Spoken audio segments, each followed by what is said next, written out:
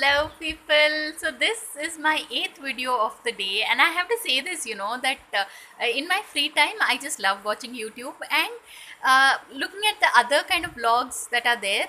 And it just occurred to me, yeah, people, that in the end, it's just about the kind of energy we give out in our videos. We should sound happy because then the anybody watching your video also feels happy. It's no, because I came across this fairly pretty vlogger, but she has almost a bored style of talking, like she's like bored just speaking into the camera, and that kind of comes through. You might have a very pretty face, but if you're not enthusiastic, or you kind of want, like, the other person should want to, YouTube at the end of the day is, if you want to feel like the person there is your friend.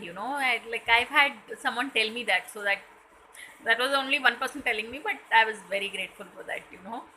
So yeah, so I think this is also a very important tip to keep in mind if you're setting out on this YouTube journey. So on that note, thanks for watching and please subscribe.